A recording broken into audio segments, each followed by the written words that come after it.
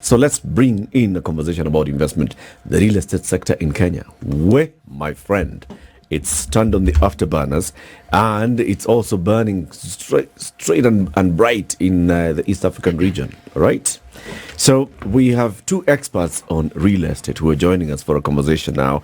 Mark Dunford is the CEO of Knight Frank Kenya, and Raghav Gandhi is the CEO of Africa Logistics Properties. Good morning, gentlemen. Good morning. Welcome to the hot seats of the situation, and we call that the hot seat. The one you're sitting on, Raghav and Mark. That's a sub-hot seat. Sub-hot seat. Yeah. That's why they moved him. Warm seat. It's a warm seat. That's a warm seat. Yours is a hot one. How does it feel? It feels warm. So Mark's must be feeling cold. Don't worry. We'll up the temperatures a little bit. Welcome to our conversation. We want to understand what's happening in the real estate sector in the country and in East Africa in general.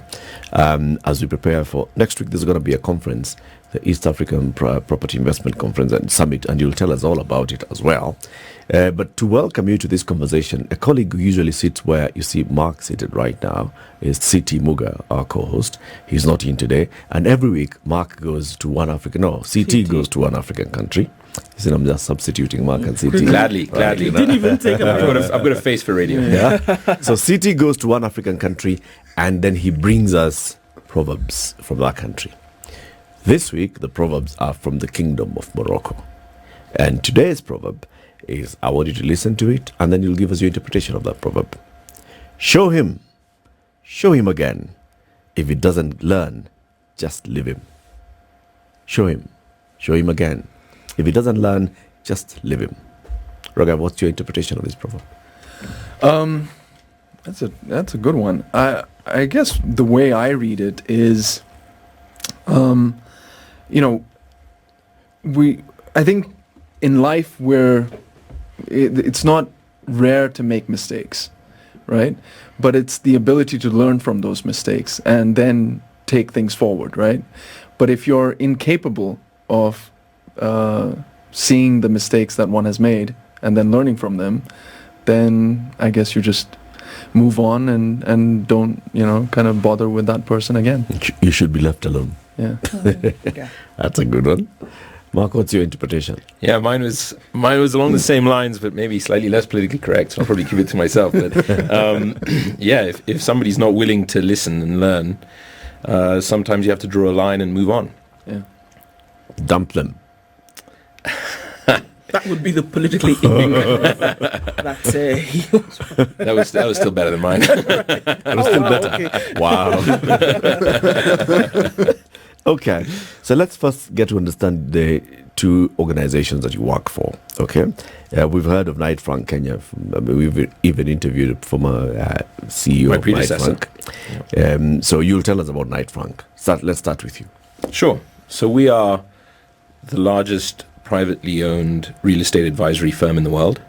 We're 127 years old now, I think, 2024. Mm-hmm. In Kenya, we're now heading into our 26th year of existence. So we've been around quite a long time in Kenya, but a very long time in Africa, more than 50 years on the continent.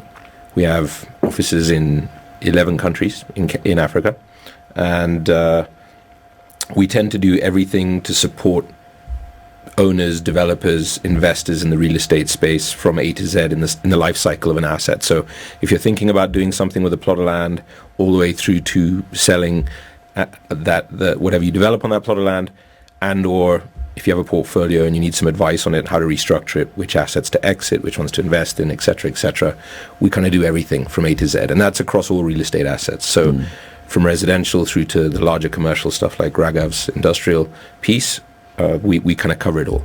We're big in Kenya. We have the biggest operation in Africa based here in Nairobi. Our head office is in Lion Place, and we've got a really diverse, very young, very energetic, very bright team. I was really excited to take over from my predecessor. We're 100% Kenyan, which I'm really proud of as well. And it's just so positive to see the young, smart Kenyans we have in the team, fulfilling their potential. It's really, really exciting. I presume that for you to offer the advisory services that you offer, then you must also do a lot of research and listening to the ground and having your finger on the pulse constantly. We do. We're fortunate that we work with most of the major players in the real estate market in East Africa and Africa as a whole. So we constantly have our finger on the pulse by virtue of doing that. We also obviously have a research function and a strategic advisory function within the team. So, we're constantly keeping our finger on the pulse, releasing reports. We actually have an exciting one coming up soon, which is an add-on to our global wealth report. We've done a Kenyan version of that for the first time ever this year, which has insights into what's happening with the wealthy in this part of the world and what they're doing with their money. It's going to be out pretty soon. It's very exciting. You're going to be telling us who the wealthiest people are. No, we well, you're on that list, so we don't want to embarrass you publicly.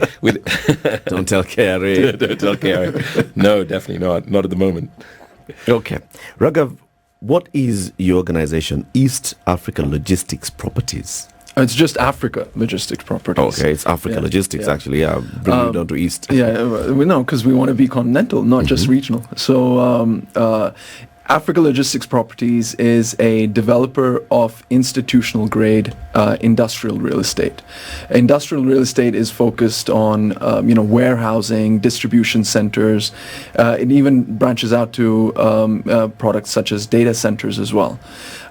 So what we are trying to achieve out here is really upscale the level of offering that you typically see in the local market, in that space, because we appreciate or we realize the value addition that good quality industrial real estate can bring to a company's supply chain or their manufacturing capabilities or their agricultural processing needs.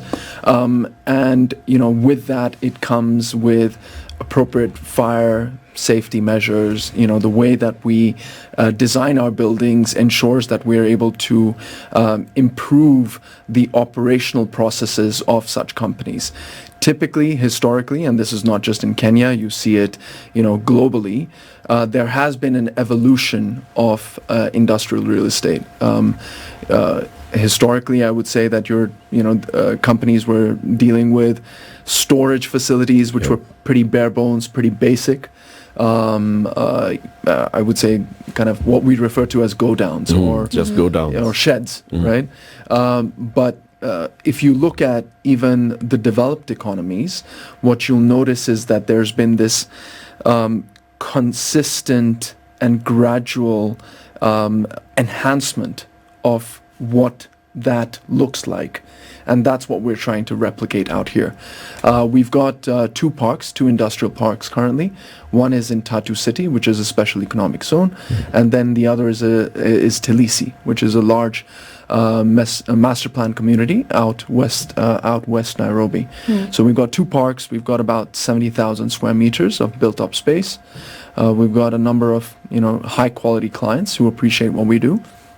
And we're looking to do a lot more, not just in Nairobi, but across East Africa.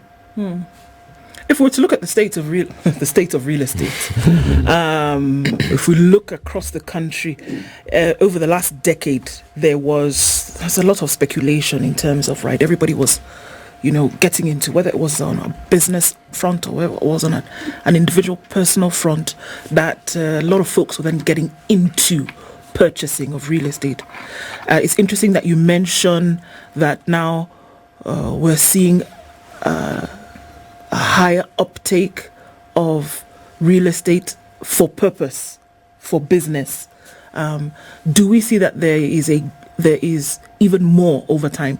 We had said, I remember having a conversation a few years ago, and Eric said, no, that bubble is not going to burst. That people are going to continue to purchase. And we said, look, people are going to run up because we're seeing high inflation. We're seeing, crazy interest rates. People can't afford to buy. Very rarely do people have cash to then go. People have to take a facility from the bank. The rates are through the roof. It's crazy. But do we still see that there is uptake? Essentially, what's the state? I think, the way I look at it, and Mark might be able to add a bit more later on, but the way I look at it is that there's going to be space for both individual investing in real estate and institutional investing in real estate. I do think that as an economy matures, you will see more of the latter, more of institutions coming in, investors, who are looking to take up more kind of large scale, higher grade quality investing. I don't think you'll ever be able to get away from individuals, investing in real estate. There's a cultural element to it here. We feel that real estate is more, we feel more protected when our money is locked into real estate typically.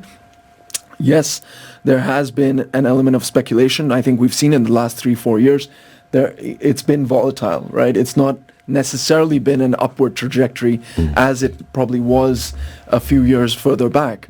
But when there is that cultural tendency towards real estate, you will find folks, investing in apartments, villas, houses.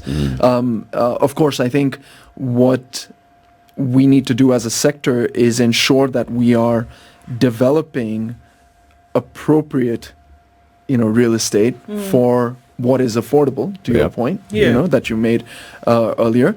And that's something we can elaborate on. But, I don't think that's going to go away. I am fairly positive that I think going forward, you are going to see a lot more institutional interest in real estate. And I think that helps because that will mean that the quality of real estate that is developed should go up because institutions require a certain level of quality. They're not looking at it as, hey, I just want to put my money to keep it safe. They're saying, if I'm going to invest, I want to make a return.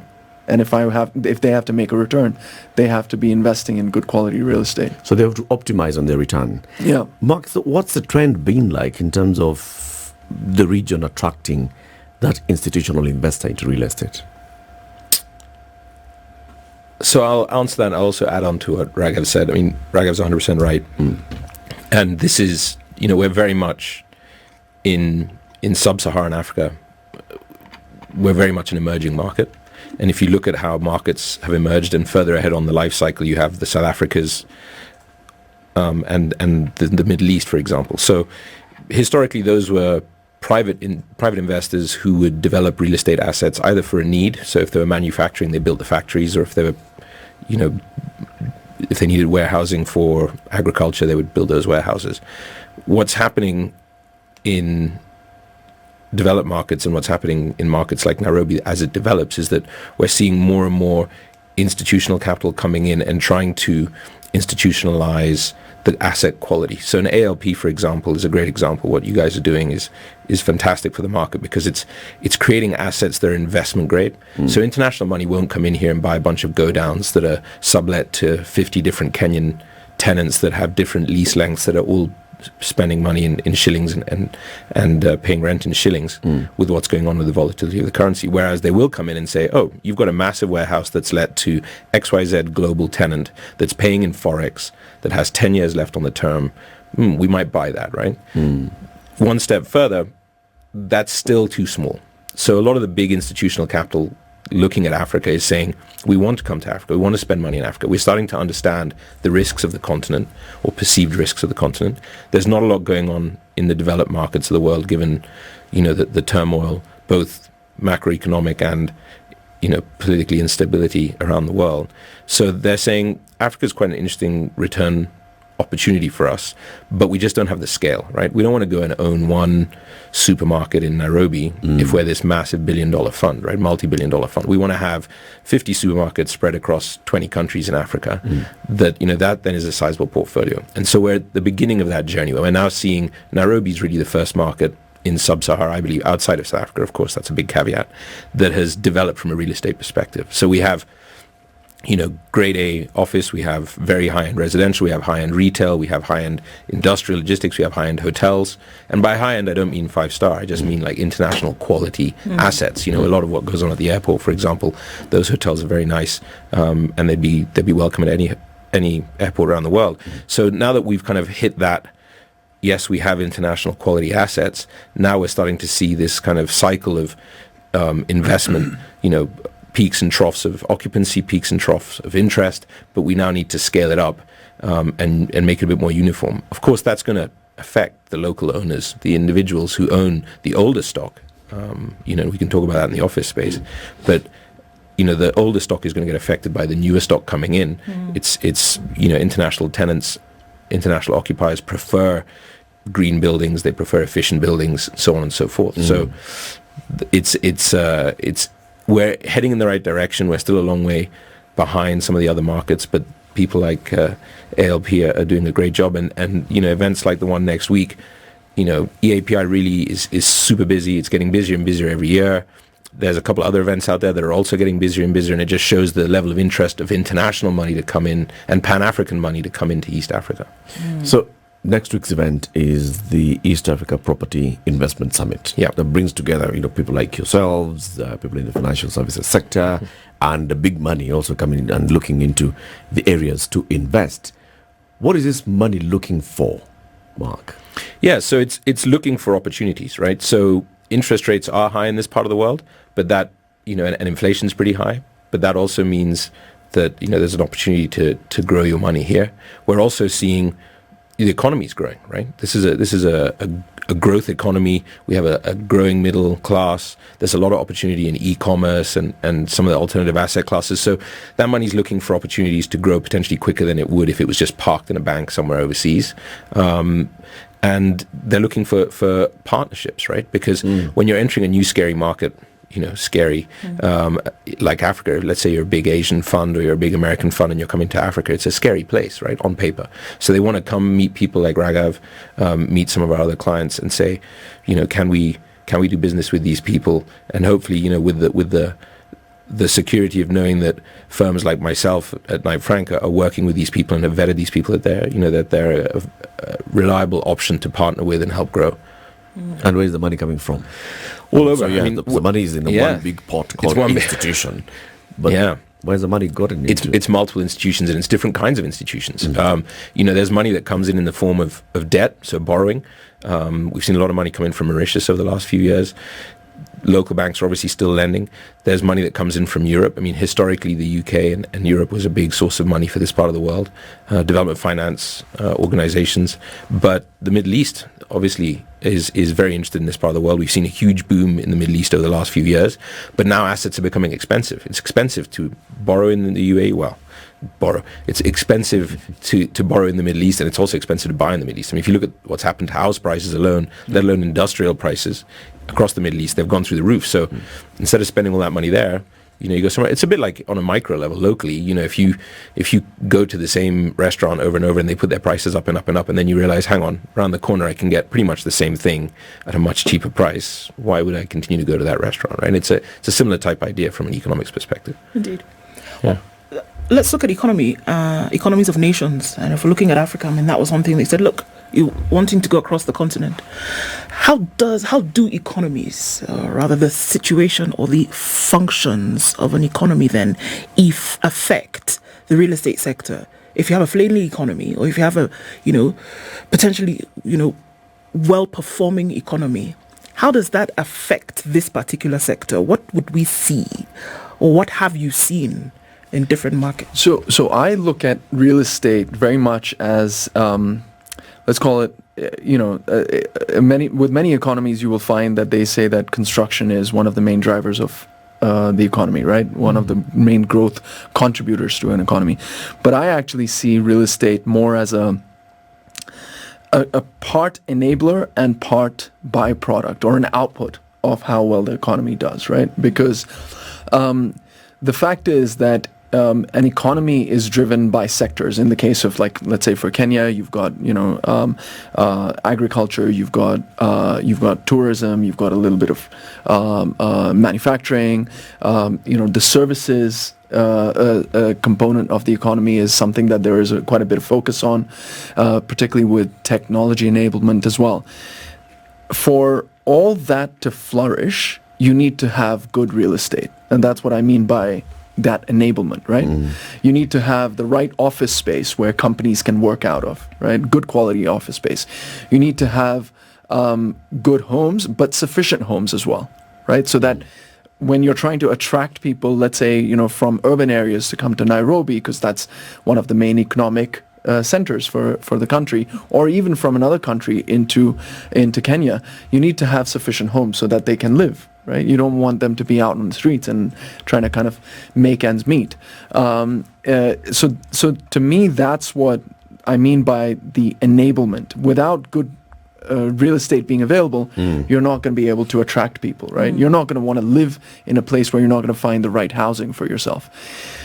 But then, what I mean by kind of an output, I guess, is that the more real estate then that is required means that you're going to need to, have more purchasing of materials. You're going to need more inputs to be put into those houses, like furniture.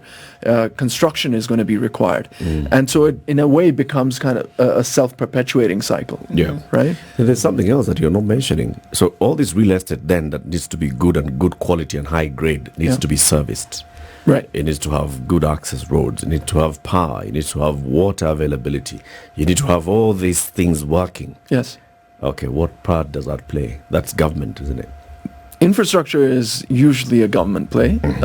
And of course, I think what you're finding increasingly is that there are models, investment frameworks where, the government can partner with private companies in order to, also be able to provide infrastructure. I mean, one example is what you see right outside, which is the expressway, right, which was a public-private partnership. But I do think that it is appropriate for governments to provide that framework that entices and attracts private companies to want to take on such initiatives. Do I think that's necessarily always the case? I'm not sure. But of course, you're 100% right. Without that physical infrastructure, you are going to have a limitation on how much an economy can grow and how much real estate can be provided, right? Because without the access to good quality roads, to utilities, developers are going to be like, well, I can't build there because there's no access to that site. Right? And so that is always a consideration as well. Our guests this morning, Mark Dunford, he's the CEO of Knight Frank Kenya, and Raghav Gandhi is the CEO of Africa Logistics Properties. They're here because Mark, Raghav, and very many other people will be meeting in Nairobi next week at the 11th Annual EAPI Summit. That's the East Africa Property Investment Summit that looks at the real estate sector in the region, looking at investment and how it's attracting investment. Of course, when you talk about investment and governance, the one thing that we've heard in this country in the last couple of months, in fact, into years, is global factors affecting us. The war in Ukraine has impacted us. In fact, we can't even eat well because the war in Ukraine. Now it's Gaza. It's affecting us. Is that having an impact on investments that are flowing into the East African real estate sector, Mark? Yes, we are affected by global markets. We're affected by our currency compared to foreign currency values. Recently, we've seen that increase. But I don't think it's necessarily as negative as a lot of people like to make it out to be. A great example of that is 2-3 years ago when things kicked off between Ukraine and Russia.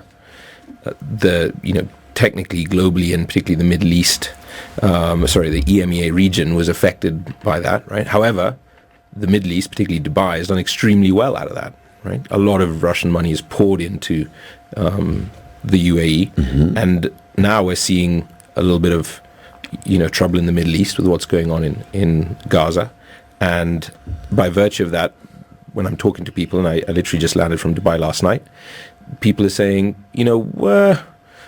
what's Africa like, right? Because we touch wood, we don't have that issue here in East Africa, right? We're politically stable. We have been for a while. We have functioning financial markets. We have availability of forex now.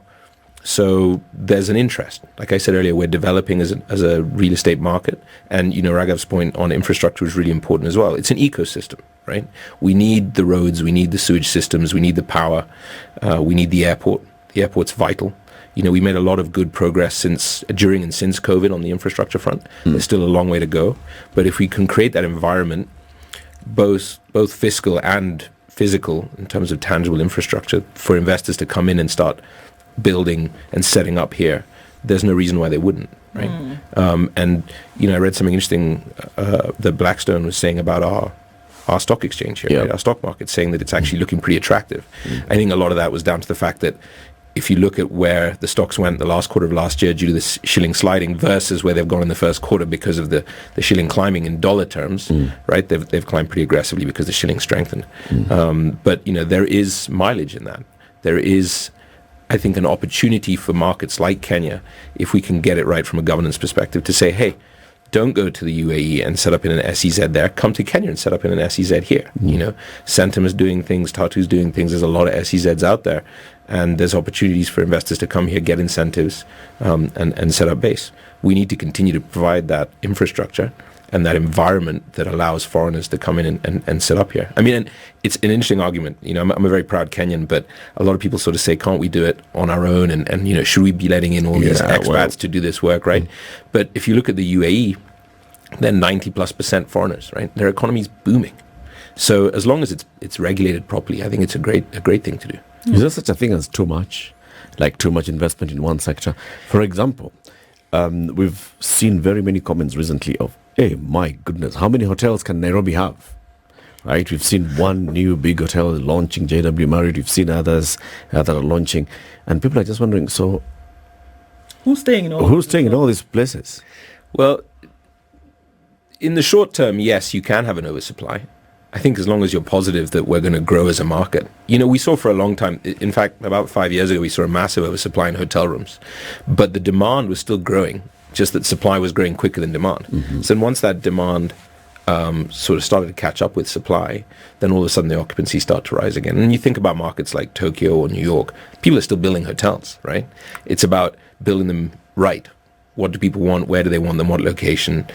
And ultimately, yes, these hotels will fill up. I mean, we've actually got an interesting drop in the number of hotel rooms we've had in the market in the last couple of years because we've closed the Intercon, we've closed the Hilton, we've closed Lyco, 3 massive hotels in CBD that were closed, right? All 300 rooms plus.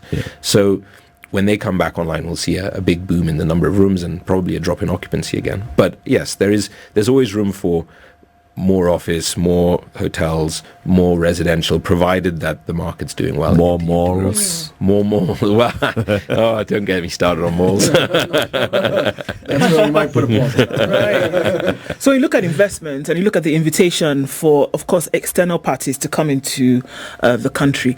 There is also the push by government. Let's look at what government says and says, look, we understand that there needs to be a definite rise in how much, and we're talking about money, clean cash, that needs to come into the country. We know that. Do we have the capacity as a government to manufacture across board in terms of what needs to be done? Obviously, the answer is no. And that's where the invitation for external investors comes in to say, okay, what can we do to make it a little bit more comfortable for you to come and operate here, so long as we see that percentage of that comes to the country. Where should, from your perspective, and also then clearly from a real estate perspective, how should that balance be created? Who should push whom? Should the sector say, well, look, this is what needs to happen in order for us to invite these folks in? Or should government be the one to say on this hand, okay, well, we're going to tweak 1, 2, 3 and say, okay, guys, come in and do this? Or is there a balance that can be created between the two? I think there has to be a combination. If you look at many developed markets across the globe who've had successful stories, successful transitions from, poor economies to much more affluent economies now, whether you look across Asia, even across, let's say, Eastern Europe. There has to be a combination where the government needs to provide a framework where external money that is coming in is going to feel safe with that money lying, being in your country, and not that, we're going to kind of do a switcheroo where the goalposts are going to change and we're going to be like, okay, now those rules don't apply and therefore the, value of your investment has kind of been wiped out or been reduced by 50%. So I think there is, that onus is very much there on a government to provide that surety, that security. However, I'm very much a strong believer that again, if you draw parallels with other economies, it's usually the private sector, right, that drives that momentum. I mean, I think arguably the only place that one could say has been primarily government-led is China, right, as a recent story. But if you look elsewhere, economies do well because you've got high-quality private institutions which have really, through that spirit of entrepreneurship, through that spirit of, wanting to get things done, that have really helped propel an economy forward. And that is, I think, what is going to attract this external investment that we talk about. It's that, government framework combined with good caliber, trustworthy companies that external investors are going to feel that, okay, I want to put money with these guys because they're the ones who are going to give me some return. Yeah. If I can add to that, I think you're 100% right. The only thing I would say is that if we were to think about it from a utopian ideal perspective, we would see public and private sector engaging much more than they do. So we'd see the government saying, right, we want to plan for how we're going to grow this city, this country's economy from a whatever perspective, be it, agri, be it real estate, be it whatever it is, right? We're going to go and engage the private sector overseas and understand, right, you guys, you investors, XYZ funds, what would we need to do to attract you guys to come into our country, right? And they'll give you a list because these guys have, investment criteria that are very clear. And they say, you tick these 5 boxes, we'll come and we'll give you $500 million or whatever it is, right? And that's largely what we do with the IMF and those sorts of people is they say, you need to be compliant from these perspectives and then we'll lend you money, right? So, but we're not doing the same thing with the private sector investors. We're not going internationally. And, we have access to these people and we can go overseas and say, hey, we would like, ALP to be a global logistics or a regional logistics kingpin. And we would like, to work with ALP to figure out how they can get the financing they need, who they're targeting as financiers, where they're coming from. Let's do a roadshow. Let's go to Europe. Let's go to the States. Let's go to wherever it needs to be, Asia, and talk to them together and say, we are the government. We're working hand in hand with the private sector to do this thing, and we're going to do it. It's a bit like bidding for the Olympics or whatever. The government says we will build this infrastructure if you guys, if you give us the there's a quid pro quo, right? And we kind of muddle through it. Governments kind of say, we think people would like this, and they kind of build something, and then it's like, well, I don't know about that, right? Yeah. And then the private sector drives it. International occupiers, if you look at the office space here, international occupiers have driven the change in the way offices look in this market. Initially, people would build office buildings and people would occupy them, right? You'd build them off spec, people would occupy them. Now, international occupiers, big global ones that everybody wants to pay them dollars in rent, are saying, no, you need to have this sort of energy efficiency in your building. You need to be facing this direction, this many hours of sunlight through these windows, this type of glass, this many lifts, this much this kind of airflow, etc., etc., etc., right? And so if you as a developer want those tenants, you now have to build to those specifications, right? So we're now seeing the private sector driving the way that the smarter developers and investors are developing. I mean, ALP is the same, right? They built to a specification that fits in with global tenants. And then global tenants said, great, that's what we want. So then they occupy you, right? That's interesting, and I think I'd like to ask a question on that, because if that's what because here we are existing in a space whereby, yes, sure, it's almost insular in nature, but at the same time, you're existing in a space that has to have global appeal. Yeah, because you're saying the people that you want to come and invest are of a global nature, right? So do we see right now in Kenya, and I guess to a degree the answer would be yes, but I would like to expand on that a little bit, that do we see that those global requirements are being met more and more? Because essentially that is who the target is. When the government, for example, through the Ministry of MITI says this is our target for X amount of dollars to come into the country, then is the need, because when these folks come in, like you said, they're going to need to live and work somewhere. Are we meeting then that demand by nature of the demand of the economy of the day? And so I'm going to nuance it a little bit and maybe use a specific example to what we're seeing as well, right? It's not just necessarily, I mean, I think the office space that Mark talked about, it's much more clear cut. You're trying to attract multinational companies to be based in Nairobi. They're going to be looking for a certain standard. And I think what you are seeing increasingly is that standard going up and up. It might not be exactly what you might see in a London or Manhattan, but it also doesn't need to be, right? We need to be rational. We need to see what makes sense. But you are seeing that standard of building go gradually up, which is a good thing. But what I'm also very, let's say, kind of, for me, what's important is that we are also a Kenyan economy where you're not just meant to be focused on the external folk. The larger part of your economy is always going to be domestic consumption, right? And so what you're also going to find is it's the domestic consumers who are also then going to be striving for higher standards because they are also outward looking as well. So just to give you an example, one of the sectors that we work very closely with is the agricultural space. Agriculture is a massive driver of the economy out here. What we are finding is that increasingly a lot of the tenants that we have who are in the agriculture space are looking outward. They want to be exporting more because that's how they see the potential for further growth, right? Of course, you've got domestic consumption, but you can also be exporting your produce outside.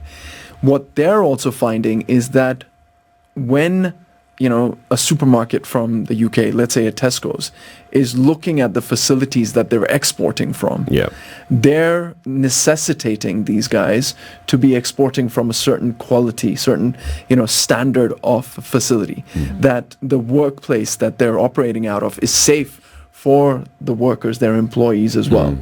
And so there is a bit of a, push and pull element to it. It's not just about attracting the foreign companies to come here, but it's also about our domestic companies that are looking to export whatever they offer outside. They're also having to work with better conditions, better criteria in order to be able to achieve their goals as well. They're thinking bigger.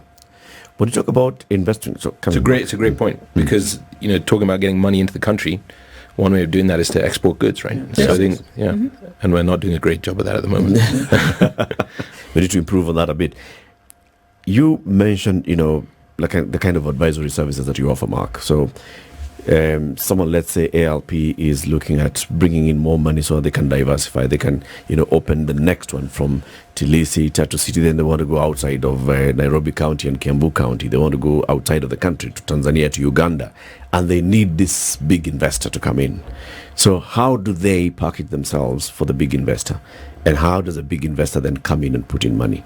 Is it always good for, ALP to go on a roadshow themselves looking for money? What role would capital markets, for example, play? That's a massive question and a good question. It really depends on a few factors. What their strategy is, right? How they want to keep their ownership structure, what markets they want to go into, how much money they want or need, how ambitious they are, and how their current returns are, right? A lot of groups, ALP, have been very successful doing this on their own to date, and a lot of people have been successful doing it on their own. And in fact, some people continue to do it on their own because they say, well, we're doing a good enough job, we don't need to go out there and find help. And others say, actually, we don't really know where we're starting, let's go and get some help from a Knight Frank or whoever, and go out there and go to an EAPI or go to an event in the Middle East and talk to investors, and we set up a bunch of meetings and we sit them down and we say, but it's good to know what you're looking for before you go out there. And I think that's a mistake that a lot of people do, is they say, we want to go out and borrow some money. And it's like, well, how much money do you need? What are your investment criteria? How much? What kind of returns do you need? And so, we start at the very basic level and sort of say, well, what's your plan, right? What do you guys want to be like in 5-10 years, right? Do you want to have logistics facilities in 20 countries across Africa, right? And if so, how much of your business are you willing to give away? And what kind of criteria do you have, right? And I mean, that's not even talking about when you start talking about ethics and the Sharia financing and all that kind of stuff, because there's people out there who will only find certain types of financing palatable to themselves. So understand what you want. When you understand what you want, then you can say, well, these are the people that would potentially get involved in that, and then you go and speak to those specific people. There are those that have been thinking of listing. So you go to the Nairobi Securities Exchange, you list in the alternative investments market as a REITs or something. How's that as a route? Raghav, we're going to talk about REITs? Are we Raghav invited me very kindly to the REITs Association event down in Naivasha last year. And I have some interesting views about whether Kenya's ready for big REITs. I actually think that we're ready for, and I'm sure Raghav will have something to say on this, but I think we need to rethink, I think the way people think of REITs in emerging markets is that they're an opportunity to bring international money in through putting together a portfolio of investment grade assets, internationally palatable investment grade assets that are yielding forex, et cetera, right? And yes, it works in India, it works in Mexico because they're massive markets, right? They're massive, deep markets.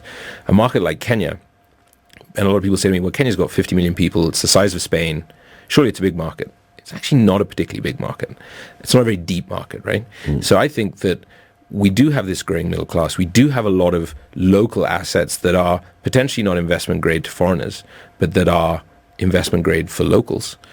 Why don't we create some sort of structure whereby local middle class people who invest in bonds and things, right, can invest in local real estate assets that are doing well. If you think about, you mentioned malls, but if you think about the strip malls that have popped up everywhere, right? Yes. Not all of them, but some of them are doing very well, right? So a portfolio of assets like that, again, no big fund from Japan's going to come in and buy, 20 of those in Kenya, right? Especially since they're all paying rents in shillings, they're all local retailers, Chicken Inn, they don't know who Chicken is in Tokyo, right? But here, everybody knows Chicken Inn, right? So, and I promise I'm not getting paid for that. But if we were to put together a portfolio of assets like that and make the buy-in lot size small enough, I think there'd be an appetite for that. I think over to Raghav. He's now going to shoot me down completely. Yeah, no. He's a REIT specialist. Yeah. So, in a previous role, I managed a couple of REITs for a few years. So, I do actually agree with quite a bit of what Mark said. There is scope for REITs to help institutionalize real estate, right? It does. I think one of the challenges that the sector has faced is goes back to what I mentioned earlier about the cultural element, where people like to have direct investments. But if you look at the work that has been done in the last few years, we've actually been able to generate quite a lot of local institutional interest in REITs through local pension funds, and I think that is a route to be explored more, where we need to, from the issuer side, from the private company side, need to, where I think we need to get better at is driving that scale. Because a REIT is a portfolio investment. And you cannot have a portfolio of 2-3 assets, right? You need to have a portfolio of at least 10 to 15 assets, because that's what then enables returns to be driven higher, because you're benefiting from economies of scale. You're spreading costs out over a larger base. Unfortunately, as of now, we haven't got, we haven't been able to get enough REITs to that scale. But it's a matter of time. I mean, it's not, Rome wasn't built in a day. And you just got to be patient. There's an element of market education. We've done quite a bit of work on that in the last few years.